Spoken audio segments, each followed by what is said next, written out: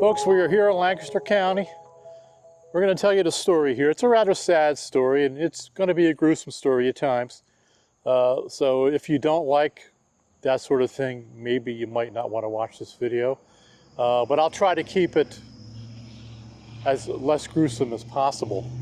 Now we're here to tell the story of the loss of 11 men at a dynamite factory. We start our story here in the cemetery of the Colemanville United Methodist Church. You can see right there. Now I'm standing in front of a tombstone here. You can see it says, "Our boys." And we have a listing of 10 men here, all young men, probably in their teens to maybe late 20s, and maybe I think there was one that maybe might have been in their late 30s. But you can see these names are all listed here. Whether they show up on the camera, I'm not really sure. I can read the names here as much as I can read them. I have Ferris R. Schaff. These are all going to be, well, the birth dates are here. They all passed away on June 9th in 1906 at the site of the dynamite explosion. This is what we're going to talk about. There was a dynamite plant nearby which exploded on this date at exactly 12:42 p.m. in the afternoon. This is June 9th, 1906. They know that, and here's one of the gruesome aspects, is they found a wrist with a watch that had stopped still on the wrist, and that was the exact time of the explosion. That's when the watch stopped. So I'll read the names off here. We have William S. Funk is the next name down, and I see Benjamin E. Rainier, Joseph H. Rainier. So we have brothers here. Looks like they passed away. We have John W. Boatman. These actually are nicely raised letters here. You can read them. We have Colin W. Parker. We have Ernest S. Turner. And we have, I see G-U-S-T, maybe Gustavus A. Hathaway, and John G. Myers, and I see E-W-O. Is that my phone? My phone is talking to me, or my watch is talking to me. My watch is listening on me, folks, and I actually found the name. John G. Myers was talking to me. It was in my pocket. So we have E.W.D. Holmes, and then that's the birth date. So all these young men met their death. 18, Yeah, 17. very young. Now, I did say 11 men lost their lives. We only have 10 here, because over here, we have a lone grave, which houses the remains of Frederick Rice, who, again, you can see the date, died June 9th, 1906, in his 26th year. He was identified because of, they found a 400 feet away near the low-grade trail or line, which is, it's now a trail. They found his torso and his arm, and they were able to identify whether it's a tattoo or a birthmark. The family was, depending on what stories you read, but it was somehow they were able to identify him by marking on the wrist. So they buried his remains here. This is his spot, and it's literally a stone's throw away from the main mass grave where they buried the parts. Unfortunately, they were just parts. They didn't, there was literally, I don't want to go into descriptive detail, but there was literally just pieces of these people. That's all that was left of the explosion. Now, we're going to head over to the Shanks Ferry Wildlife Preserve. There's an area called Bowman's Reserve. Bowman's Hollow, which houses the area where the dynamite plant was. Now, this explosion was one of the worst incidents that had happened in Lancaster County prior to that. This was by far, in fact, the local newspaper said this was the worst incident that ever happened in Lancaster County, because the explosion was so forceful and so powerful that it blew out windows of houses and barns and everything a mile and a half in a radius around. And in a radius of 15 miles around, it was felt. And when it heard, it was felt. It felt like an earthquake, according to some people. It was that forceful. Now the main building blew up. Now it's the reason why is really not known. All it would have taken would have been a spark. This company was in business about a year and a half, almost 2 years. And dynamite factories at that time were really meant to only last about 2 years or so. The problem is the powder would be accumulated in the floorboards and turn the entire building into a powder keg. So they actually usually dismantled dynamite companies after about 2 years and moved on and located them in another site. This, however, was not done, or maybe it was about to be done. But before that could happen, this disaster occurred. All it would have taken would have been a spark. Now, there was a nitroglycerin plant almost right next door that blew up a little while later due to the fire and force from the first explosion. And thankfully, of course, everybody had cleared the area at that time, and so nobody was lost when that blew up. Folks, this is an absolutely beautiful area here. As a matter of fact, when we pulled up, there were 2 little deer, almost fawns, I guess you could call them. We were just walking peacefully through the cemetery. What a beautiful place, and it's been well maintained also. And there they still are. My son just pointed to them. You can see them right there at the top there. Now this truck goes, hold on, be careful. Don't run, don't, oop. There goes the other one running across there. All right. So let's head on down to the Shanks Ferry Wildlife Preserve, and we'll try to find a location of where this disaster occurred. All right, folks, we're here at the NOLA low-grade trail, just entering it now. Now we have to go on this trail for about 1.6 miles down toward the Safe Harbor Dam. It's only about halfway between here and the Safe Harbor Dam. Safe Harbor Dam is actually, if you can see here on the sign, I'll turn it around for you, it's 3.2 miles down. And last time we were here, we almost walked down to where that dam was, but we didn't quite get there. So this time we're going to walk about 1.6 miles, hopefully get there. 1.4. 1.4, excuse me.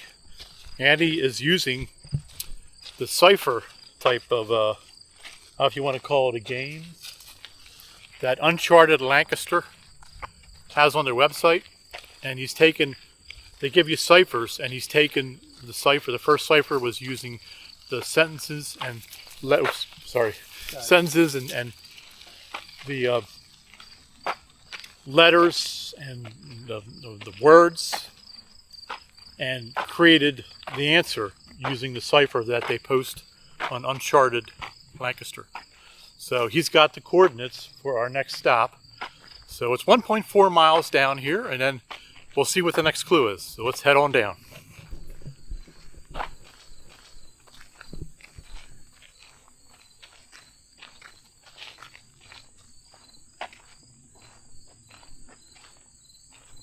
This is really a neat trail, folks. We were here last year, if you remember that video.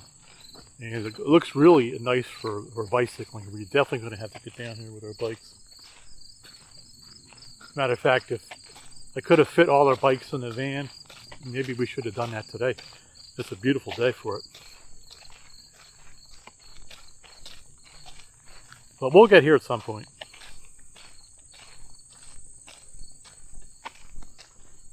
We brought our walking legs with me, I hope. You bring your walking legs with you? Yeah. Okay, she says yeah.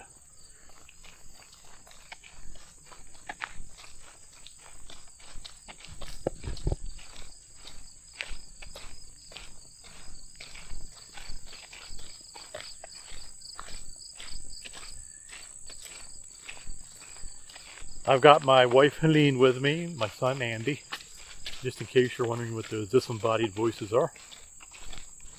It might not be on the video. Another Dalton outing.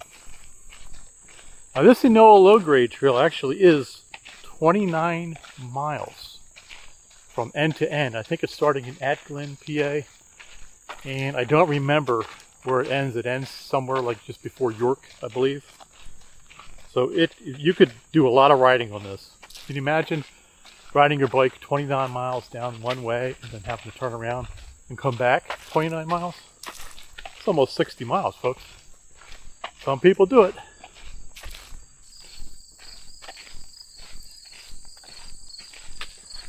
Folks, we are in the beginning of August, I would say, approaching the middle of August. Let's say August 10th? It's the 11th. 11th, August 11th. So we got a really nice day. We got a really nice week coming up. After days of rain, pouring rain from that, what was the name of that hurricane? Came through Florida Oh, and then made a beeline to Debbie? Debbie, yeah.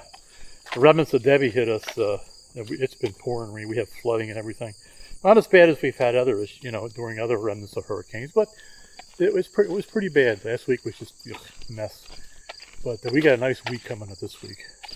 High is in like the 80s. Well, actually, today's high of only like 70, was it 78 or something like that? I thought it said 80. Did it? Okay, might have been 80. It was 64 this morning when I got up. It was like cold compared to the weather we've been having. That was like downright cool. We've had a hot summer so far here in southeastern Pennsylvania.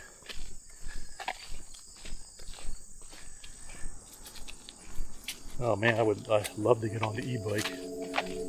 Just scoot on down here. We definitely have to do that.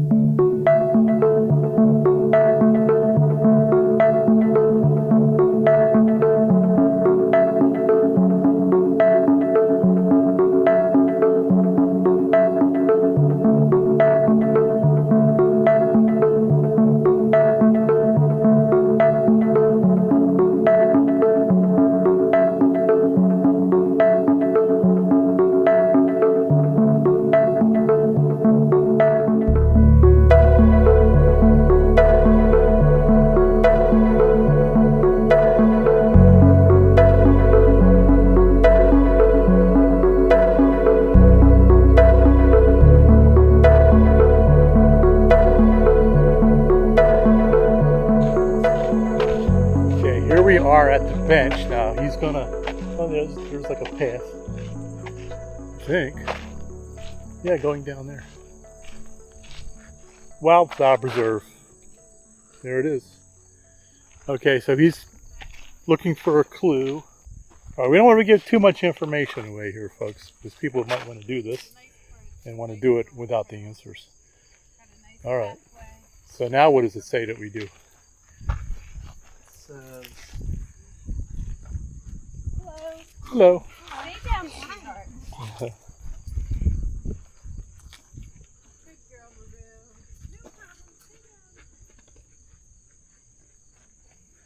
follow the Wildflower Preserve sign. Wow, look at that. I would not have known that. But anyway. Now down in here is an area called Bousman's Hollow, which is where this dynamite factory was located. Folks, we're actually, you can see those utility poles here, large ones. We're going to sort of follow along here. The clearing that they're in.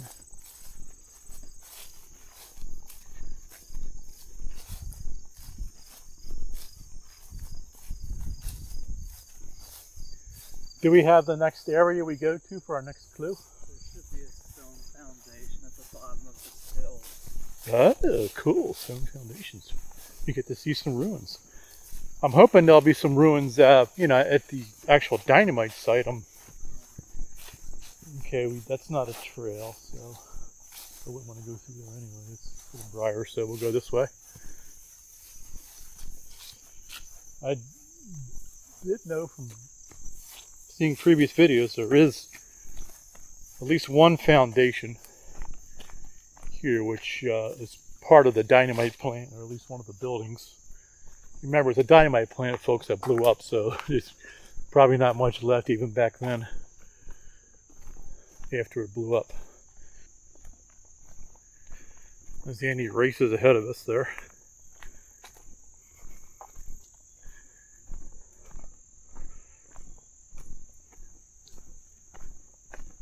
He's pretty excited to do this, actually.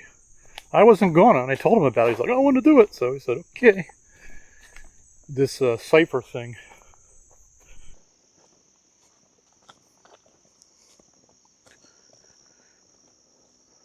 Well, the creek really isn't very creekish. considering all the rain we've gotten recently.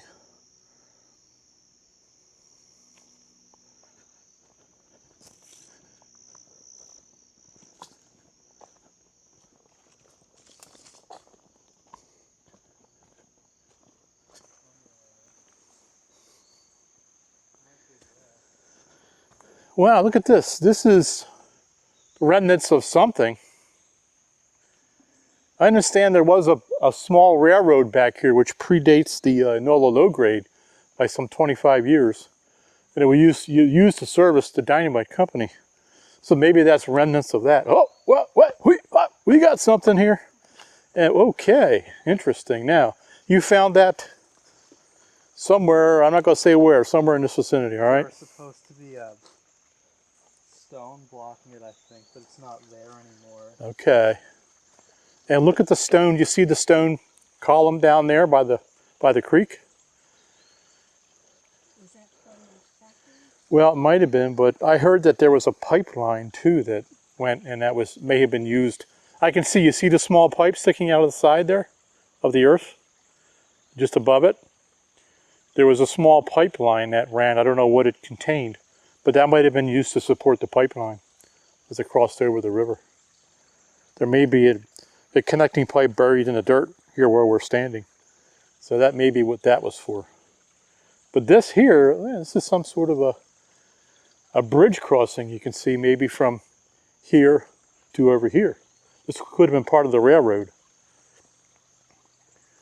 All right, we've got clues there, so he's looking at the clues. I want to show you the clues, folks. You're going to have to do this yourself. All right, folks, we think we have it figured out. We crossed over that little bridge. We had trouble getting internet connection, so the next clue was a bit troublesome to get. We're going to try going this way.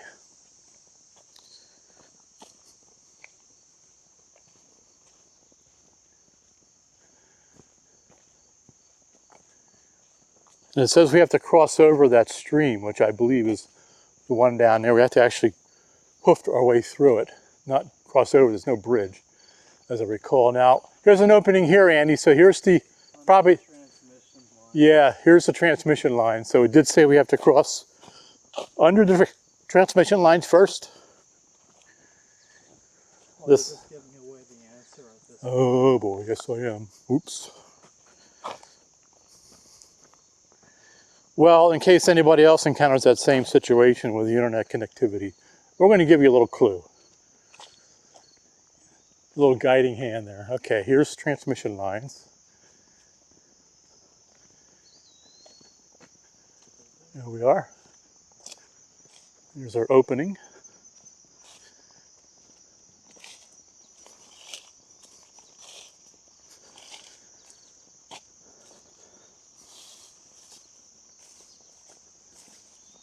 This actually is kind of fun.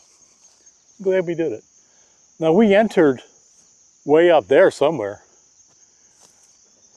And now we're down below. Where the woods begin again, that's where you cross.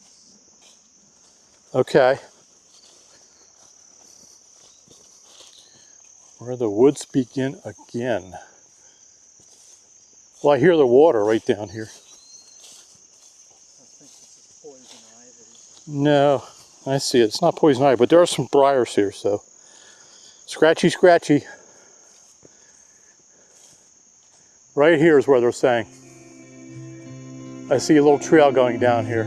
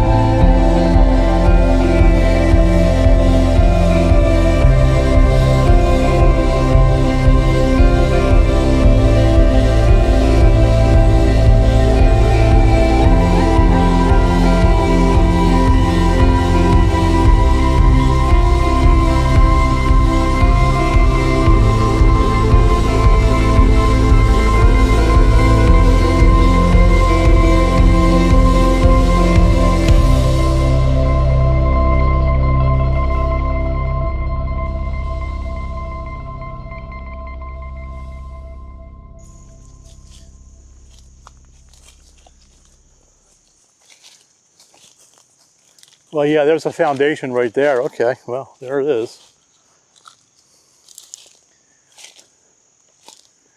This is, Back somewhere. yeah, it's further up ahead. I do recall that. The foundation. Yep. Folks, this is part of the Dynamite factory. We're on location now. This is Bossman's Hollow. It was once called Bossman's Hollow. You can see the, not sure, let's see the rocks here. I'm not sure what building this was. I know there was office buildings, two main buildings. One was the nitroglycerin building, and then the main Dynamite building. Both were obliterated in the explosion. Folks, this is the site where 11 men lost their lives in 1906.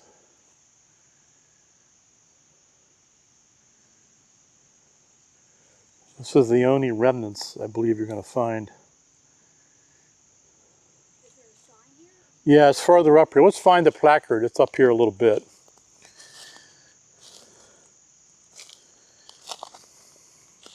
I'm going to continue up this way.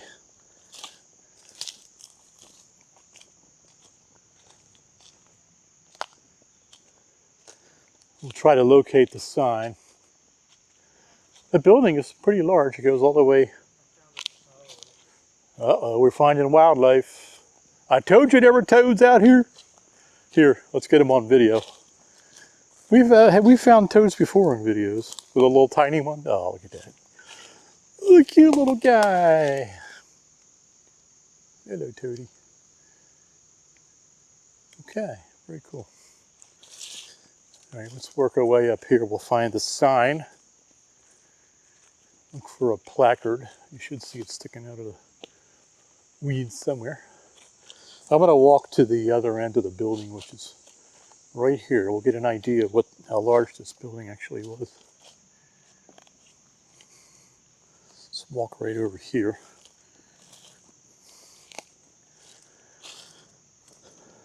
You can see it. There it is. So, there's some bricks laying there too. This is all that remains. That and the two tombstones over there at the cemetery. All right, let's find the placard, which should be right over here.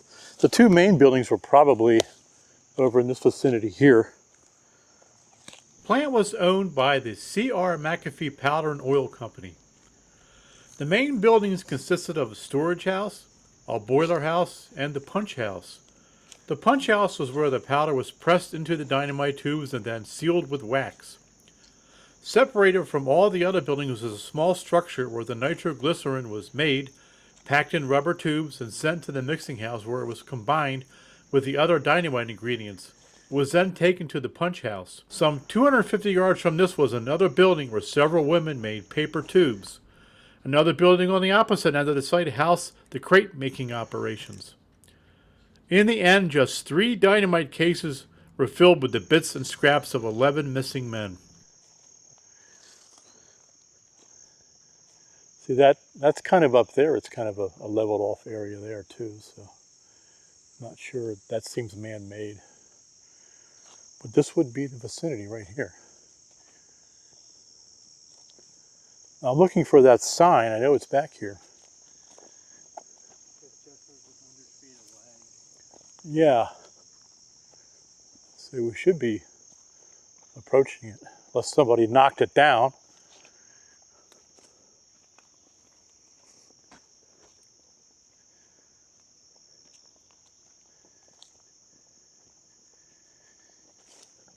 Where is it?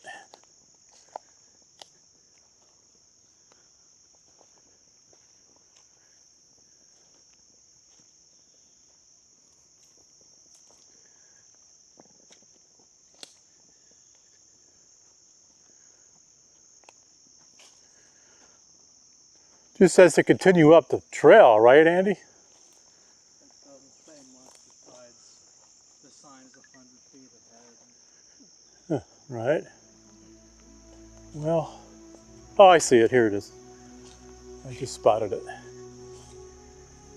Here we are, folks.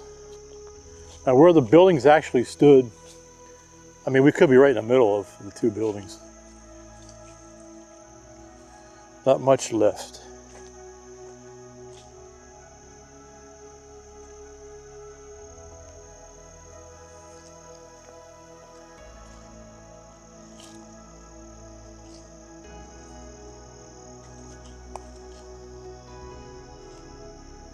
Okay, here we are. Site of the Dynamite factory explosion, June 9th, 1906. 11 men lost their lives here.